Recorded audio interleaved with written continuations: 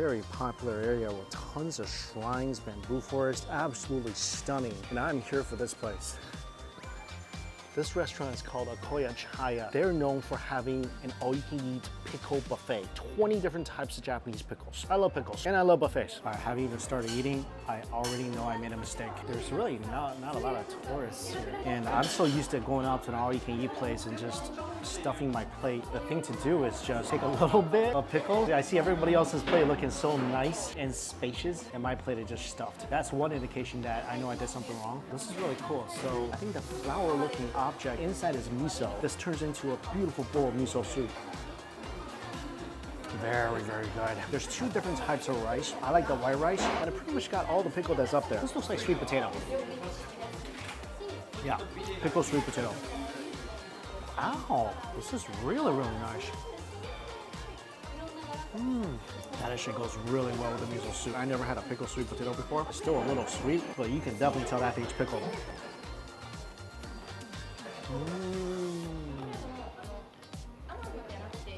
The rice, as soon as you lift the lid on the rice cooker, you smell it right away. It's so fragrant, and even as you're just eating the rice on its own, you taste this natural sweetness. And as you chew, the aroma from the rice just travels everywhere. By the way, this eggplant is amazing.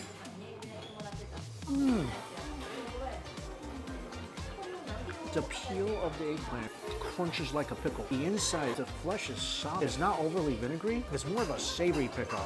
Wow, that's good. Lotus root. That's more of a savory pickle as well. Not as good as the eggplant, but I'm actually pretty used to eating pickled lotus root. We have that a lot in Chinese cooking as well. That's always good. But this eggplant, phenomenal. There's also a lot of mushroom and cabbage. Mushroom is delicious. It's snappy, it's earthy, it's vinegary. Wow, that crunch is so nice. Same go for the cabbage too. And Japanese pickles are nothing like what you would imagine a typical pickle would taste like. Because there's so many different techniques used in Japan to more preserve the vegetables. There's pickles made with salt, there's pickles fermented in rice, there's pickles cured in miso, and each has very different flavors. So like the cabbage, I think that's made with salt. So besides enhancing the, it gives it such a savory, clean, crisp taste that goes just magically with the rice. Japanese pickles are actually designed to enhance the flavors of other dishes, especially rice. So this is unlike any other buffet I've had. Cucumbers. Cucumber's amazing. It's savory, it's fresh tasting, it's crunchy, it's juicy. Again, every single time you bite into a pickle, you want to go for a mouthful of rice. It's just what your taste buds desire. It just goes so well together.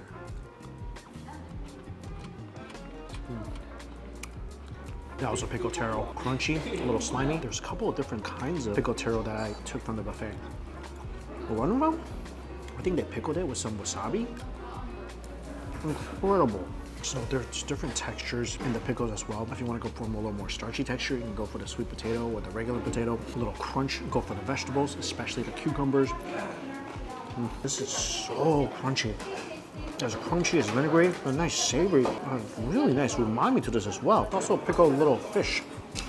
That thing definitely offers a nice umami kick. This looks like a gobo or burdock root. Super crunchy, very earthy. I love that added spicy flavor. This is such a uniquely different buffet. Miso soup is so good too. Fresh miso. Everything here. The ingredients quality is incredible. The rice is delicious. Every pickle I had is amazing. This is such a traditional spread of food. And this is very fitting for Kyoto because Kyoto is famous for their vegetables. And I think the eggplant I had, it's a local Kyoto eggplant. It's sweeter than regular eggplants and it's very meaty and nice. You'll see a lot of vegetable-only buffets when you're in Kyoto. I've been to the last couple times I was here, but this is something I've never tried. And I'm telling you, flavor, the texture, everything about this, like, this is not gonna go down very heavy either. Even if you don't love vegetables, I'm not a huge fan of vegetables, even I think this is incredible, especially in this setting. This is an experience. This is. After that Pickle Buffet, definitely feel like I need something sweet. Oh, this is pretty. Looks like a chocolate cone with vanilla ice cream inside and flowers on top. You can choose the color of your flowers. There's 3 different designs. Beautiful. And the flowers and the leaves are made with bean paste. It's one of those things that's almost too pretty to eat. Sweet beans. And this side, rice puffs and vanilla ice cream. Not bad, kind of pricey though, $12 for a cone. I'm gonna finish this and then sushi. So this sushi restaurant I'm going to is really interesting. The main branch of the sushi restaurant has 2 Michelin stars. So they spun off a couple of conveyor belt sushi restaurants using the exact same ingredients. So what I'm eating today is basically a 2 Michelin star conveyor belt sushi restaurant. This is definitely the fanciest conveyor belt sushi restaurant I've ever seen in my life. It's golden, it looks luxurious.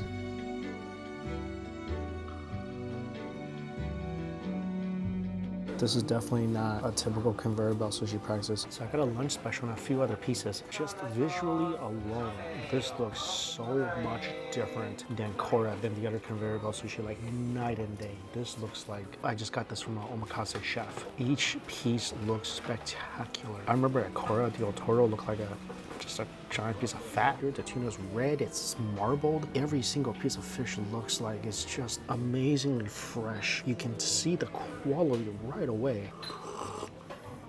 Oh, even the miso soup is such a difference. Oh, that miso soup is so good.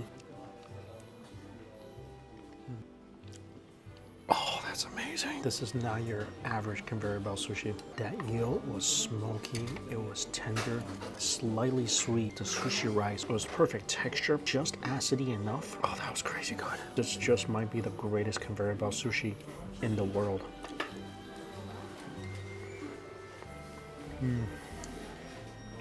The sushi rice is actually so good. Getting a small sushi rice might have been my mistake. Sushi rice is vinegary. It's got its own nice umaminess to it as well. That uni, no fishiness, no brininess, just pure, sweet, rich, creamy. Next one is gizzard chat. And preparing gizzard chat is a pretty complicated process.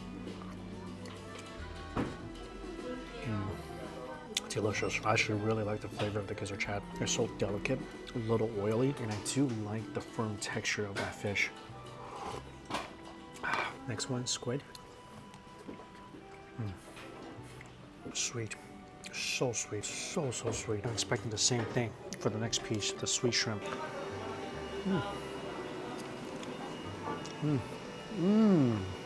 Oh, it's incredible.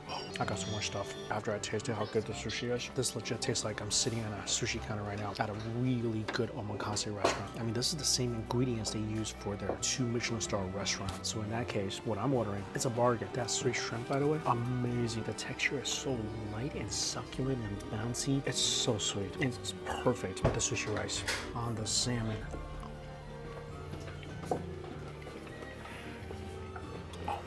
The salmon is so fatty. It is so good. It's just a rich, flavor-filled piece of sushi. That sushi rice is definitely needed here to balance out the richness of that piece. Just a little bit of sushi rice. The fish is firm but tender, lightly sweet, and just so buttery. That is a quality piece of fish. Bonito. Just like I thought, nothing just melts in your mouth. Good bonito, absolutely melts in your mouth. No fishiness whatsoever. The ginger cuts out any sort of fishiness. Just a super delicate piece of fish. That's some bold flavors on that mackerel piece. Rich, a little oily, strong, savory flavor. Now we get to the really fun part. Medium fatty tuna. Shutoro, one of my favorite pieces of sushi ever. It's rich, but not overly so. That thing just melts so nicely on your tongue. Before the otoro, I totally forgot I got soy marinated lean Yamayuki bluefin tuna. So this is one of their specials today. Wow, look at this thing. That's one of the greatest pieces of sushi I ever had. Absolutely melts in your mouth. Lean, but tender, and so much umami in the soy sauce marinade. That tastes like a 2 Michelin star sushi. Finally, otoro. Oh man, that's pretty much like a bite of A5 rag. That's about as fatty as you can get on a piece of fish. Actually, you know what? I gotta get one more piece. So fatty and rich. rich and smoky. It tastes just as good as any omakase I've been to. And if you were to tell me that what I ate today was made by a 2 Michelin star sushi chef, I would not question it.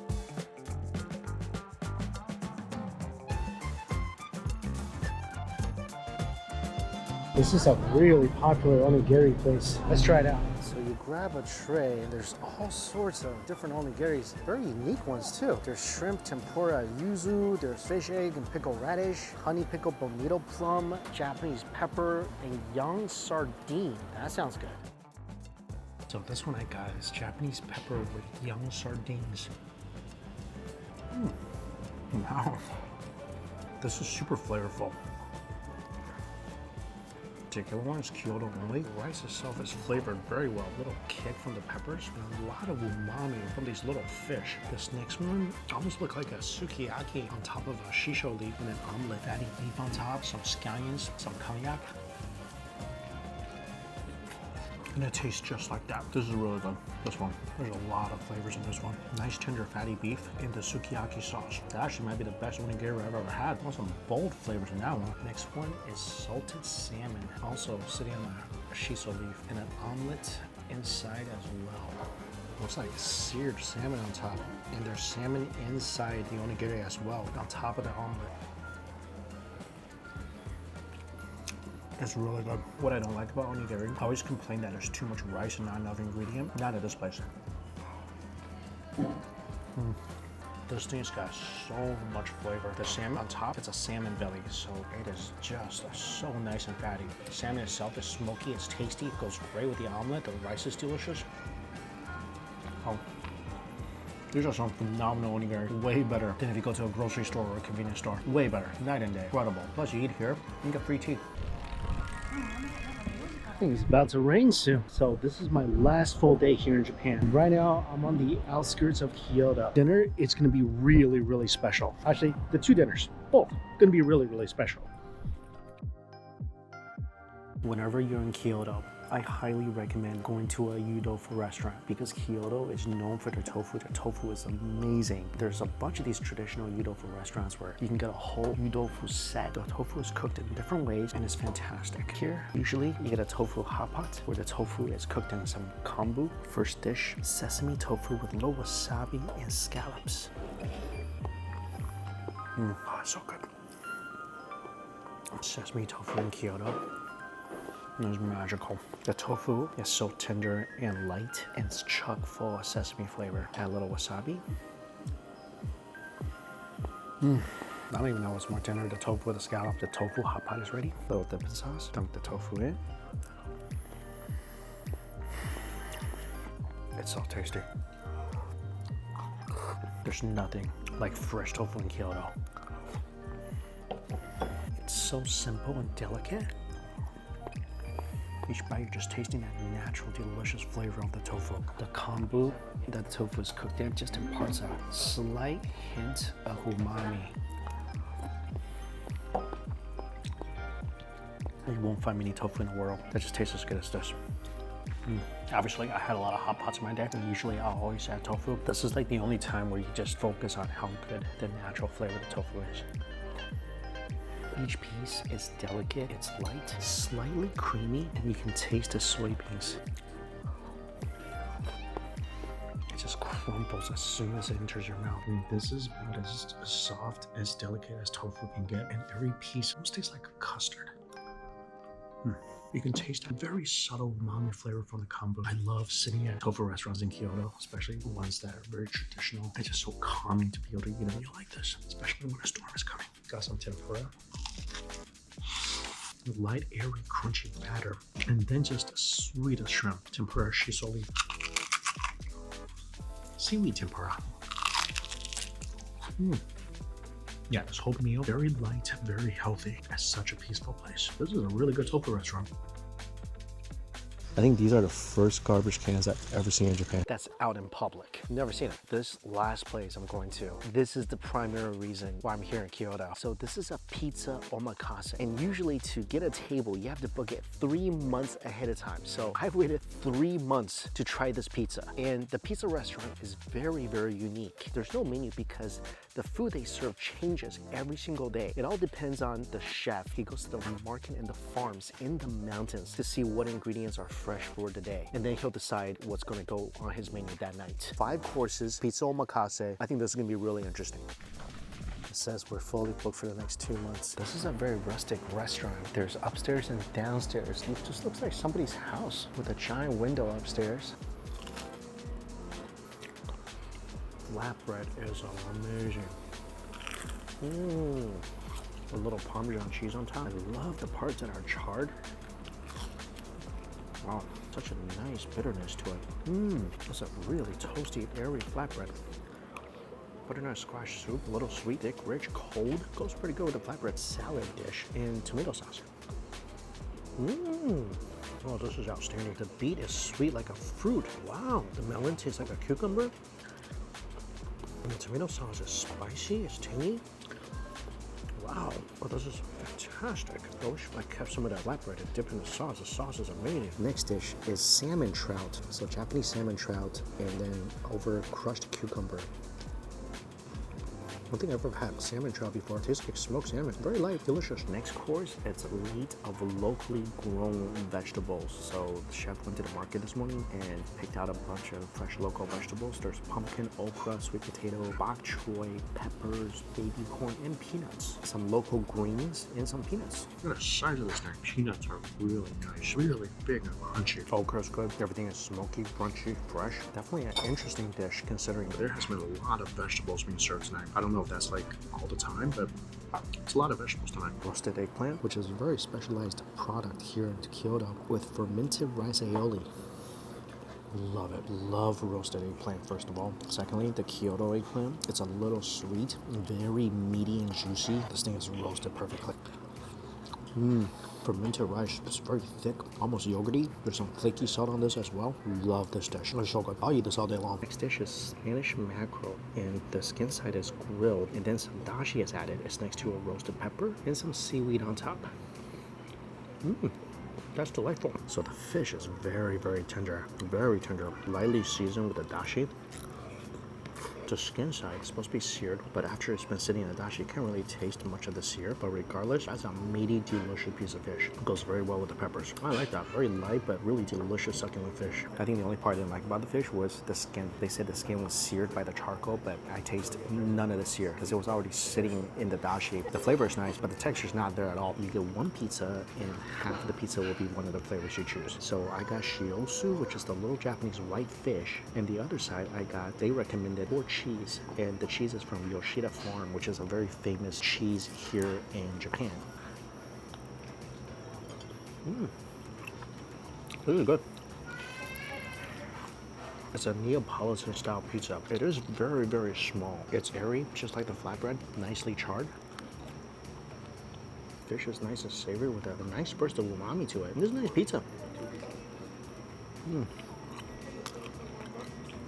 The pork cheese is so good. Oh, this is amazing. Super toasty, milky cheese. The cheese is really toasty, rich, and milky. Wow. Oh, that is so nice. That was a good recommendation. So the other pizzas they had, just regular margarita. The other one was shiso beef made into a pesto. And the final one was a beer ragu. I wanted that, but that cost extra, so I just went with the pork cheese. That's a really good cheese pizza. It's a really good cheese. I think I like that more than the fish. Overall, that's a solid pizza. Incredible. This is absolutely incredible. From the sweet figs, the cloud-like panna cotta, to the tangy mulberry sauce. I mean, this is just genius. I don't know how you make the panna cotta from the big leaves, but it is A+. 10 out of 10 delicious. That's an incredible dessert.